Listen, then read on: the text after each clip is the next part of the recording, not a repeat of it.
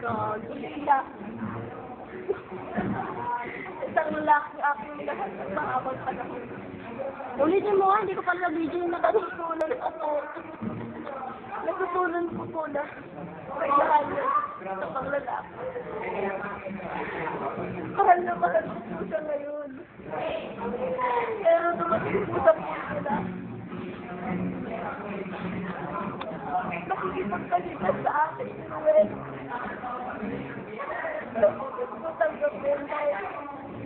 Hindi ko po nakakalain na mahal niya ako. Pasensya lang talaga pinaglalaroan niya ako. Hindi ko malaman. Magluha daw ko na rin. Sana sunugin niyo po ako.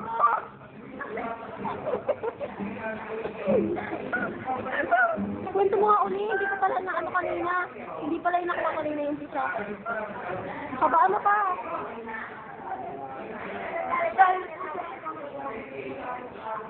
Sa pagkauli lang. Sakin mo lang yan. Ay ko, kamukan. Ano po kami yung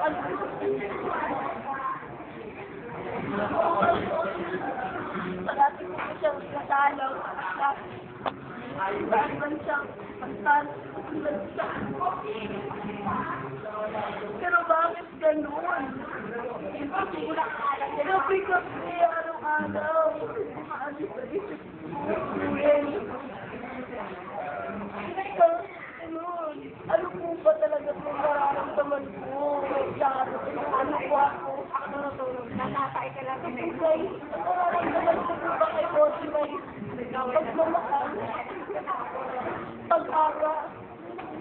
Basta dahil nauutot lang ako.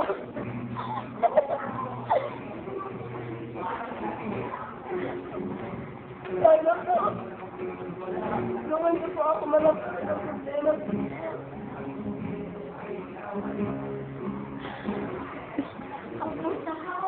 Mating araw na. Nagkakambuti na kami. Ang saya ko ng mga panahon yun. Hindi maibigit ang aking tarap, ang aking sama. Sobrang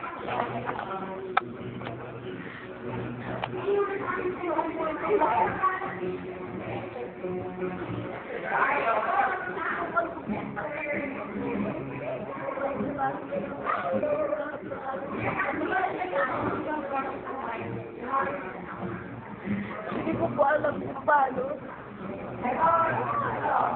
Paano ko magagawa?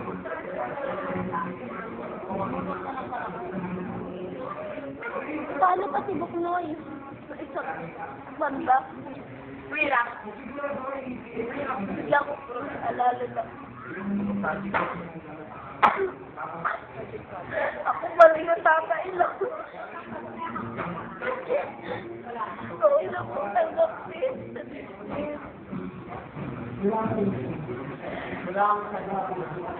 Salamat sa marama. Ako'y nakakain na.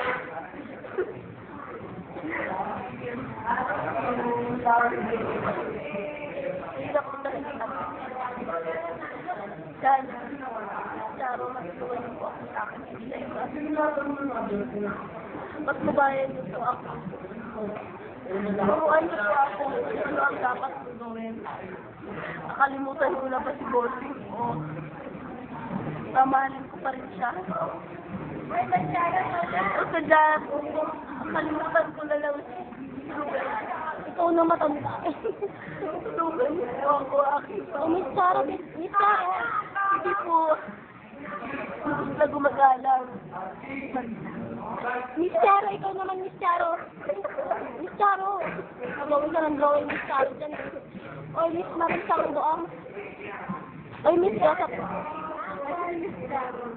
Isarado mo na, isarado mo na.